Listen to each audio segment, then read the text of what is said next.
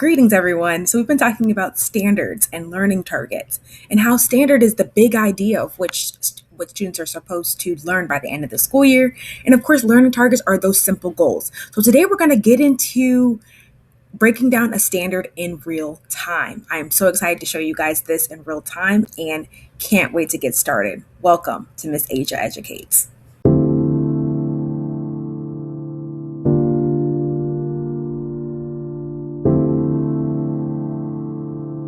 All right. So when we're looking for the priority standard, we are just simply typing in priority, essential. It could be so many different things. So let's go ahead and get into that. Priority. We're going to do essential standards. Essential. It just depends on what state you're from. You might have to choose different wording. For example, this one says, and today we're actually going to be breaking down the math standards. So essential standards, NC math. We're going to go ahead and do that. All right. And of course, you're going to put in whatever state you're in. You're going to put essential standards, your state, math, essential standards, your state, etc. Okay. And then once we do that, I'm actually going to click on this one here.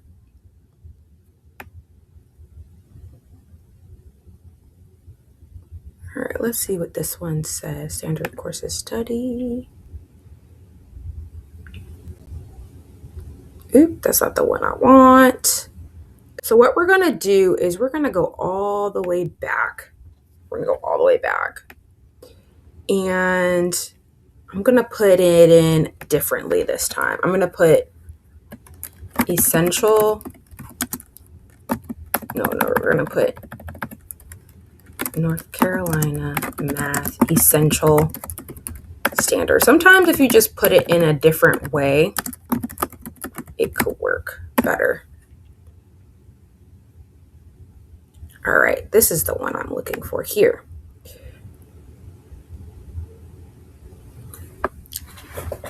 All right, guys, and as you can see in the North Carolina Standard Courses Study, this is actually K through 8. So here you can see the kindergarten standards. It literally has every single standard that we can focus in on. And so let's go ahead and go down to the geometry standard here, all the way to the bottom. Very good. Okay, so here, the first kindergarten standard here is describe objects in an environment using names of shapes. Describe the relative position using positional terms. So what you can do is you can copy that. I'm just going to do it just for example. And then you would paste it onto your document. So here I have it onto this document, and I'm just going to paste it just for an example. Okay, so you guys can see how easy it is.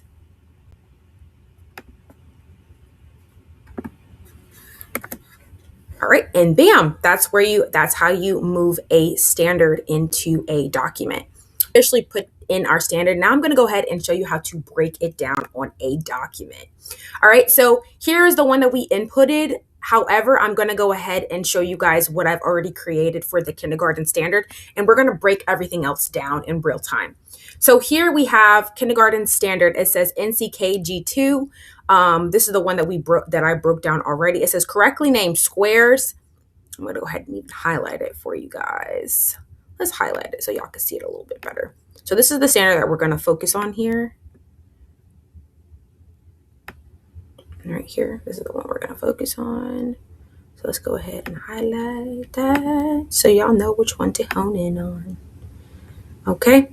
And it says correctly name squares, circles, triangles, rectangles, hexagons, cubes, cones, cylinders, and spheres, regardless of their orientation or overall size. So when I'm looking at this standard, what I'm going to do is I'm simply just going to break it into simple goals that my child can do over a period of time to get to the big idea, which is by the end of the quarter, by the end of the week, by the end of the year, my child should be able to correctly name squares, circles, triangles, rectangles, hexagons, cubes, cones, cylinders, and spheres, regardless of their orientation or size. Okay, so down here, I've already created some learning goals that I've already made up. So we're going to turn them into I can statements. And then you can also have your child do these statements throughout your instruction time. Okay, at the beginning or at the end, however you feel led to say the certain goal or whatever the case may be. So it says, I can name squares and circles. That's the first one. I can name squares, circles, and triangles. I can name rectangles and hexagons. I can name big 2D shapes and small 2D shapes.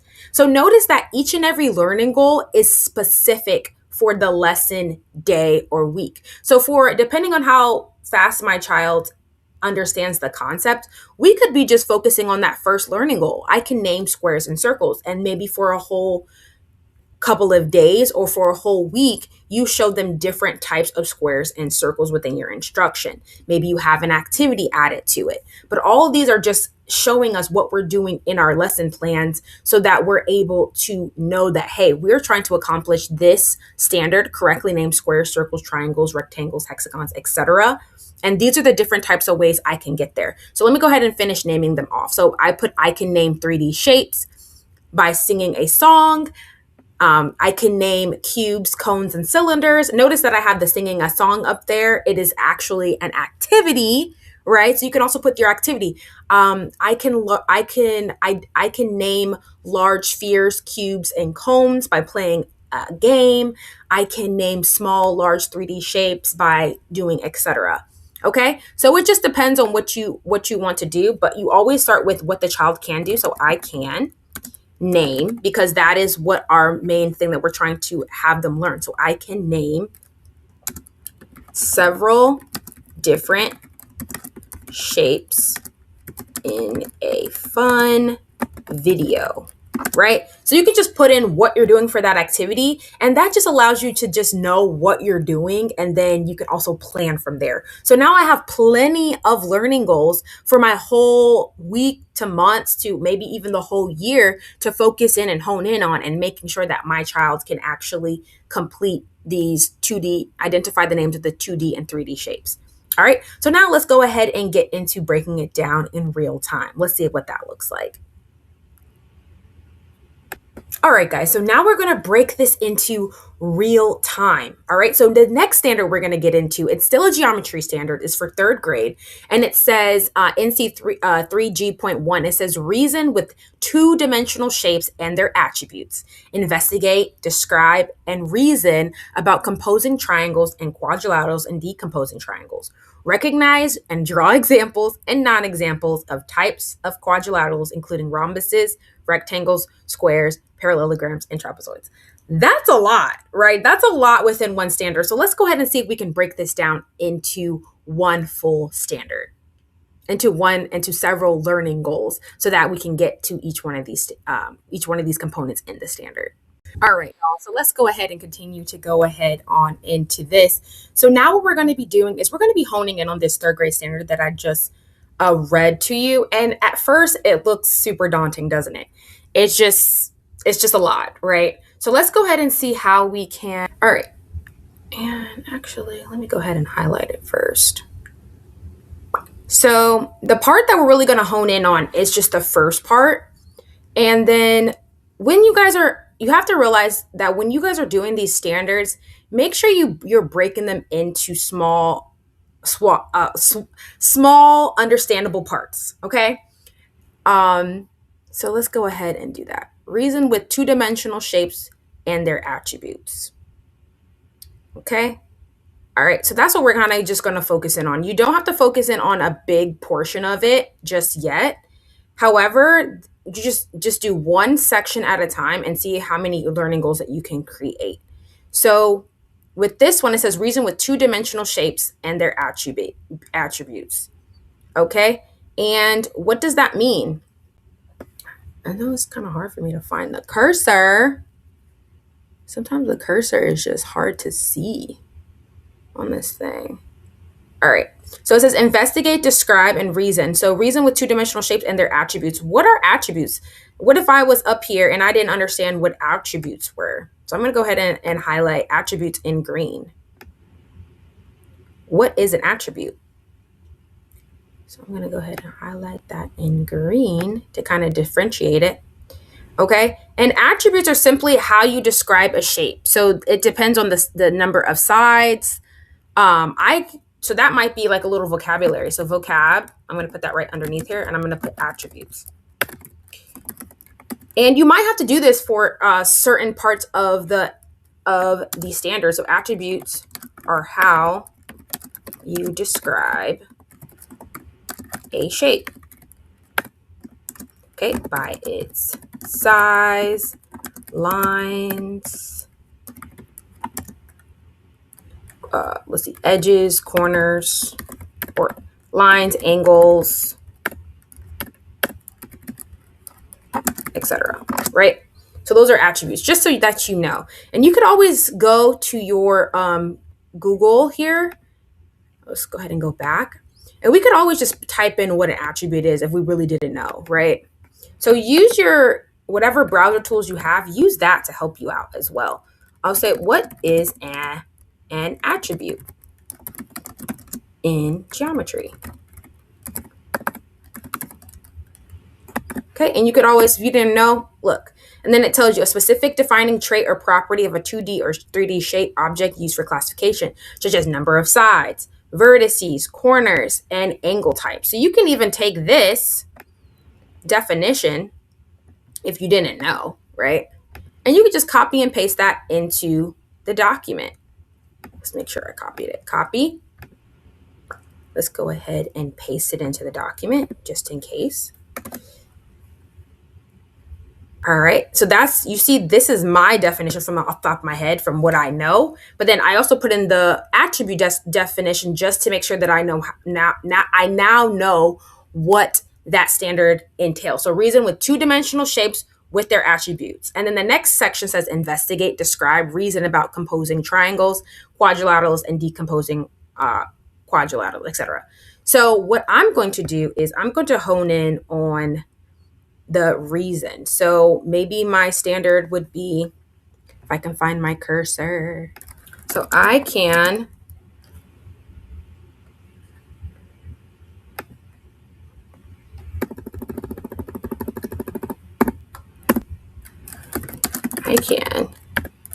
describe a shape by its attributes. Could be one. I can describe a shape by its attributes. All right. Or let's go ahead and put enter. I can define what an attribute is in my own words, right? I can identify a triangle or square by their angles, sides. What was the other one? Angles, sides, lines, and shape, right?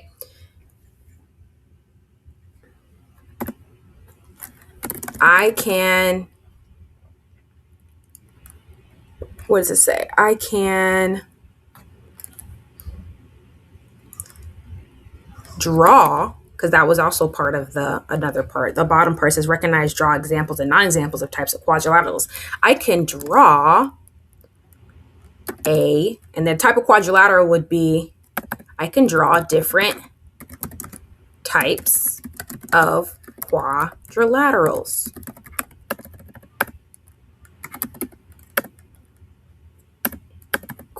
Guys, I'm trying to, laterals. And of course you could always do like an attribute. Y'all, Grammarly is always clumsy and clutch because they like, look, you don't have to do all this. Okay, then come through and clean it up. But guys, as you can see, look, we can go on for days with this, right? I can describe a shape by its attributes. I can define what an attribute is in my own words. I can identify a triangle or square by its angle, size, lines, and shape. I can draw different types of quadrilaterals. I can name, if they have to name quadrilaterals, another thing. So you're literally just thinking in your mind, okay, what do I need to know in order for my child to conquer this goal? They have to know what a quadrilateral is. They have to know what a triangle is. They have to know what a two-dimensional shape is, etc. They have to understand what the attribute is, and they have to understand a lot of vocabulary language. So it's a great idea to also hone in on these vocabulary words, such as examples, non-examples, and I'm actually going to highlight that in just a second. So, but let me go ahead and put this last learning goal. I can name types of quadrilaterals and classify. I'm just going to put name. We're not even going to go in depth. I can put types of quadrilaterals. I can name types of quadrilaterals such as squares, rectangles, rhombuses, and what's another one? Rhombus, square, rectangle, rhombus. Oh, a trapezoid and trapezoid. All right. Perfect. Okay, now, like I was saying before, we can hone in on these. So you would probably need to take time to also make sure that your child understands, and you also understand what does it mean to investigate, right? We're going to go ahead and highlight. We're going to highlight these in blue. What does it mean to, I don't like that blue. Y'all probably can't see the blue that good. Let's do neon green. All right, so investigate, right? Describe, right? Put that in green. What else? How about, triangle, composing, reason. All these words here, composing, I'm just going to kind of do the whole thing. Composing triangles and quadrilaterals and decomposing quadrilaterals, right? And that's just one section. So you really have to break down the standard to really get what's going on. And as you can see, as you understand the vocabulary, how to implement this standard becomes clearer and clearer and clearer. So you might have to go through the different vocabulary words just to make sure that you understand what decomposing shapes means, what investigating shapes means, what does it mean to describe a shape, right? And we already understand that attributes is the main vocabulary word that breaks all this down. So yes, I took all of that and I created all these learning goals, and notice how much time it took me. It didn't take me much time at all. But it's just basically, what are the steps that we can do in order to understand this standard a lot better? All right. Thank you guys so much. Let's go ahead and get into breaking down this last standard, the 5th grade standard. Let's get into it. All right, guys. So we've already broken down that 3rd grade standard. So let's go ahead and see if we can break down this 5th grade standard. Again, we're still in geometry, and notice how each and every one of these grade levels actually all connect to one another. That's the best thing about also kind of using the standard as a guide, not as a script, guys, but as a guide. And if you notice, when we looked at kindergarten, 3rd grade, and now we're looking at 5th grade, they all connect. Kindergartners have to name their shapes. They have to understand what shapes look like. They have to identify the different parts of a shape. 3rd graders have to know how to identify quadrilaterals, shapes with 4 sides. They have to understand what makes up the attributes of a shape, a triangle, and quadrilaterals. What are their attributes? How do we classify them? By their lines, their edges, their sides, etc. And then finally, as you can see here on the 5th grade standard,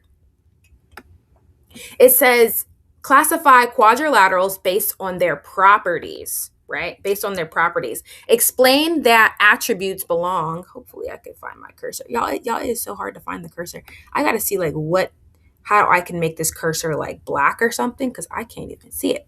But look, if you notice, it says NC 5G3, it says classify quadrilaterals based on their properties.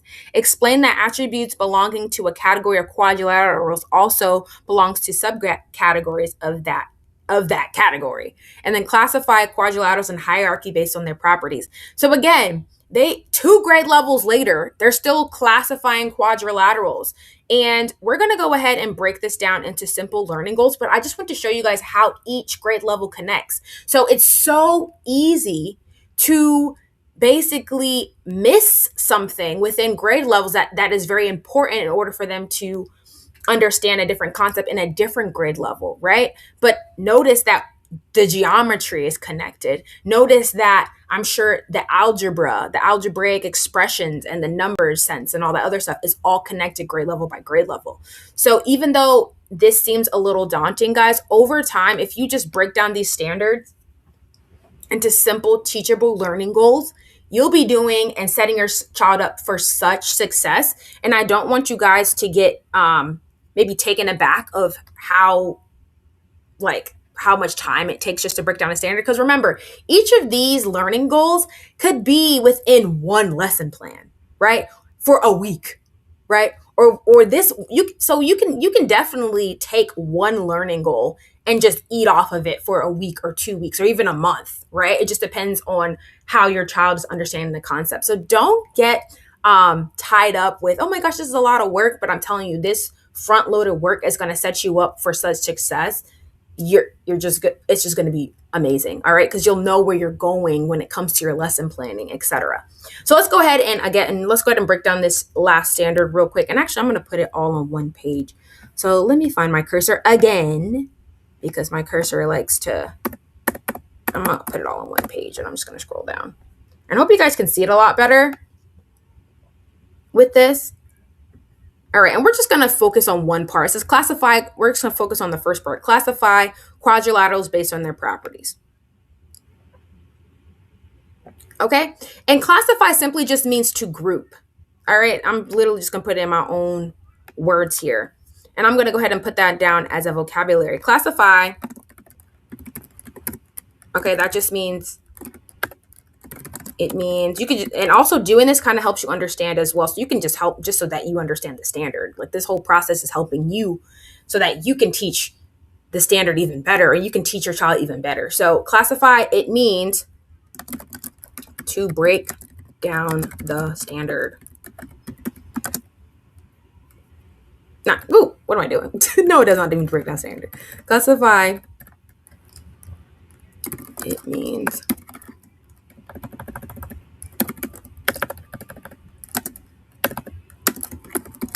to group shapes according to their properties. Okay, so just like we were saying earlier, so I know that quadrilaterals are shapes with 4 sides.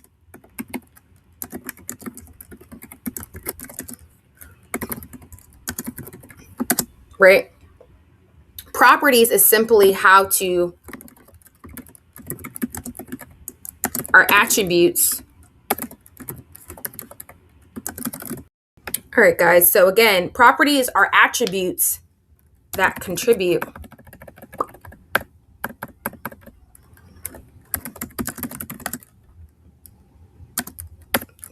signify what shapes are grouped together, right?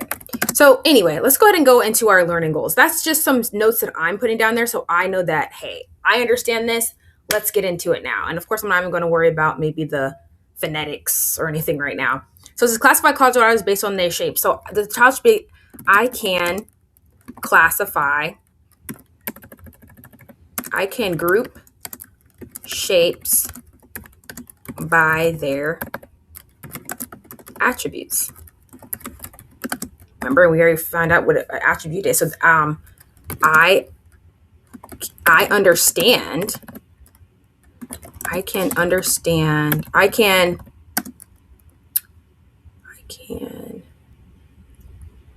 explain what an attribute is, right?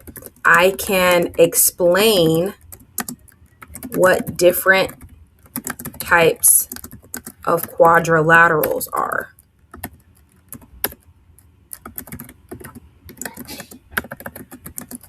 Based on their properties. And property is just another word for attribute technically. All right.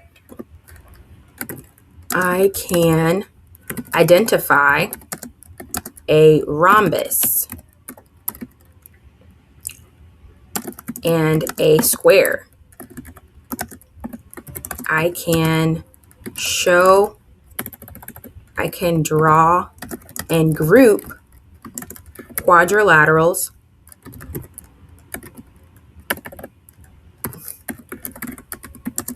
based on their attributes. Okay, so you can just keep going on with this, but you just keep asking yourself the same question.